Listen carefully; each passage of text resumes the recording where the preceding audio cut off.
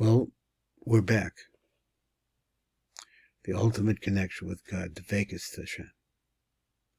That thing which we desire the most is to have our souls, the eternity that's within it, revealed in such a way that we can connect ourselves to the Most High.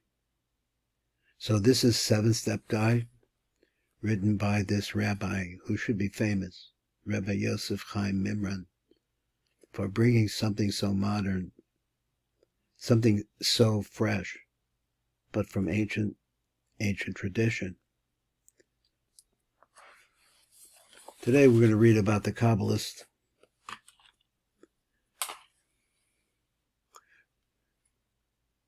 Rav Giktilia and Rav Chaim Vital.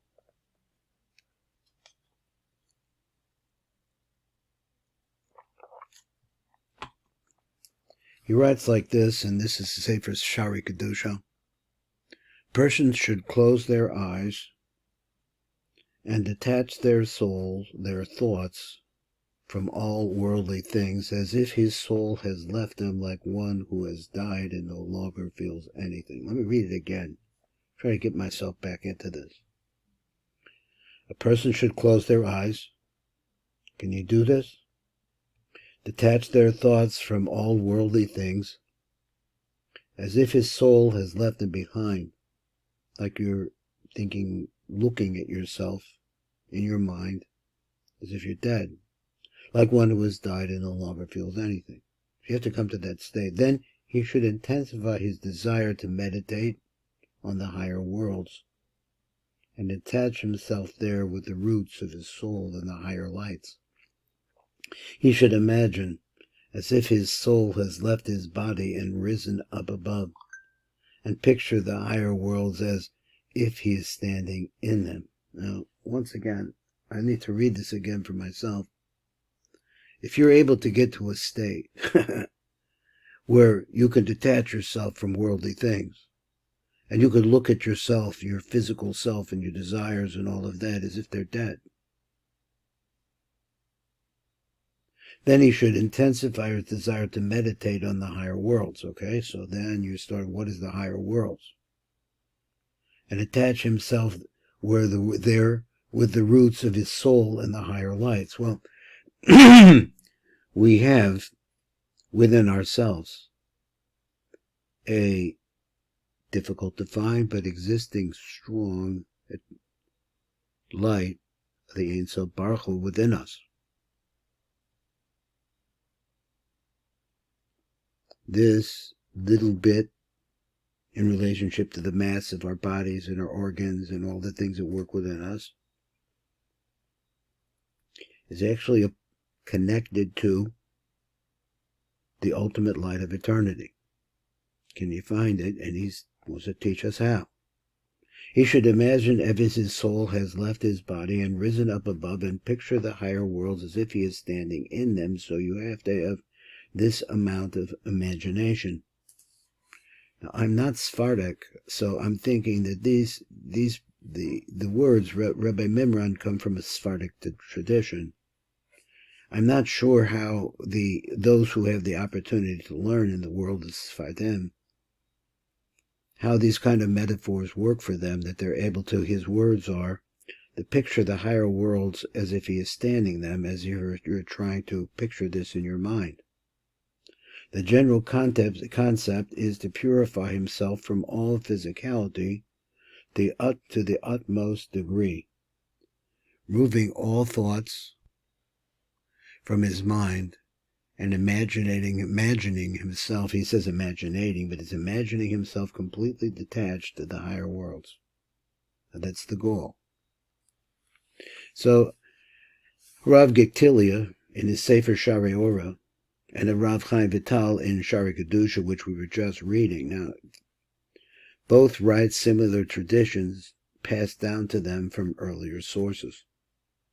They write that a person must concentrate so as to elevate the 10 sefirot, each one to the one that's above it, until he reaches the infinite being, the Ein Sof. Now for myself, the way that I picture this for myself, is that this is actually inside of me. There are many layers of physicality and mental, let's say just mental clearing that a person has to go through in order to reach that stage. He then draws illumination downwards to them to the very lowest level.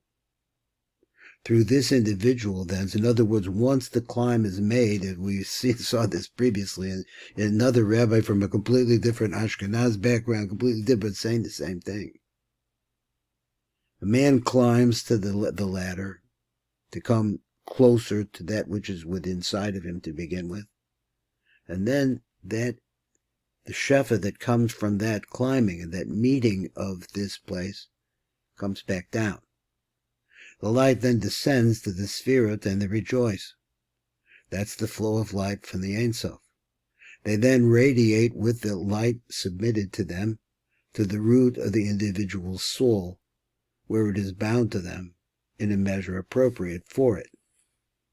The individual must then concentrate his thoughts now to bring down the light of the influx from level to level until it reaches the intellect soul in his body. Now, the intelligent soul in his body. Now, okay, go over those words. If you're able to climb the ladder, and he's describing now what you need to do after the rungs go up, you have to go rung by rung back down again, until you can get to a level that reaches the intelligent soul in his body. This is the nefesh haseichel. I don't know what he means exactly. And mind. From there it reaches his vital soul, that aspect of his soul that keeps him alive, and its faculty of imagination. He says that your body, your physical body, produces imagination. Here these concepts are depicted as a physical image through the imaginative faculty. The individual then understands them as if he had literally seen them with his eyes. Sometimes the light that descends is depicted in the individual's imaginative faculty, let's say in your mind's eye, in the form of an angel speaking to him. He sees it or hears its voice, sensing it with one of the 5 spiritual senses in his imaginative faculty. Now, I think about this. This is a little bit hard to apply. So, after reaching up to touching as close as you possibly can to the eternal spirit, then the Shefa, there is a bounty that comes as a result of that. That's a mating. And as a result of that, the river reverses and starts flowing downwards. The individual then understands them as if he had literally seen them with his eyes. In other words, as you have to picture it coming back down into you. Sometime the light that descends is depicted in the individual's imaginative faculty. It's a long sentence. But the man sees in his mind's eye the form of an angel speaking to him. He says sometimes. The question is, what's an angel? Because it could be that angels are speaking to us all the time, but we just think that angels are some kind of invisible creature that's flying around. We just can't see him. That's not what it is. He sees it or hears its voice, sensing it with one of the 5 spiritual senses in his imaginative faculty. Now, from this level, it's transferred to its external aspect. Now, so it gets into a person's imagination. Let me see if we get a little better. From this level, it's transferred to the external aspect. Now what? This appears in the 5 external senses, which are also in the vital soul, as is well known. All of that I don't know that well. The individual then sees, hears, smells, and speaks literally with his physical senses. Regarding this, it is written, the spirit. Another word for spirit in Hebrew is ruach. The spirit of God, and ruach also means wind or breath or direction. It's really a deep word. Of God speaks in me and his word was on my tongue. That's a physical tongue. That's what I'm doing. I'm talking. Light thus becomes physical so that it can be detected with the physical senses. So this is what the path downward from the connection, any little bit of connection, the dveikus that you could have with the eternity within you. You bring it back down and it manifests itself. It comes out of your mouth, so to speak. Sometimes, however, a prophecy is only detected by the 5 spiritual senses. Those spiritual senses, he says, exist in the imaginative faculty. In other words, in your imagination. In your mind's, once again, I'm using the word your mind's eye. I don't know if this is the right word, but I'm using that. In the imagination, which is at the center of what you're thinking. All this takes place when the imaginative faculty is completely divested of all mundane thought. Now, he says that this comes into your imagination as a pure vision. And the problem with visions is that if a person is not pure, then his vision is always tied up with something physical. So this can only happen when that cleanliness is being applied to his physical senses. From that point onwards, a person can receive information from a higher source than himself. He says, imagine, this is what he says, the soul is like a very long branch with his root attached to the tree and reaching the man's body, physical body. Now, I like this idea where he says it's like a very long branch. I consider it like a very long channel. It could be a branch, but it means a channel, a branch channel, with its root rooted in the tree. The tree is actually a tree of a much higher light. That is the light that you really want to reach to, that is the tree of life, which is the tree of eternity, and reaching to man's physical body, and it can be channeled in such a way as it actually reaches your own body. So when man yearns to ascend to this root, and this yearning is a big part of it, and not forgetting that every day is not the same, every moment is not the same, and your motivation may be different one day to the next, but the attempt is building up. That's the climbing of the rungs. When man learns to ascend to this root, the soul becomes like a transmission line, an antenna, bringing information from the root. That's the nature of the malach, that's the angel, that's the channel. The progress is very much like that of a person grasping one end of a branch with his hand and shaking it with all his strength.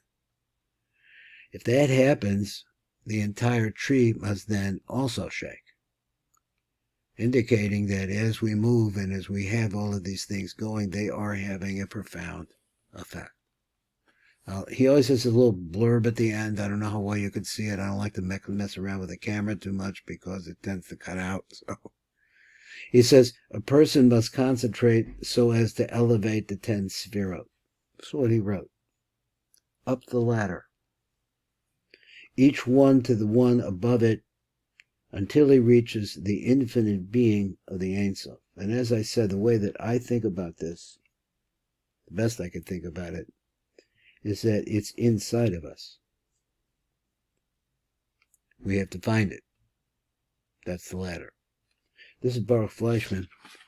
What profound words from Rabbi Joseph Chaim Mimran.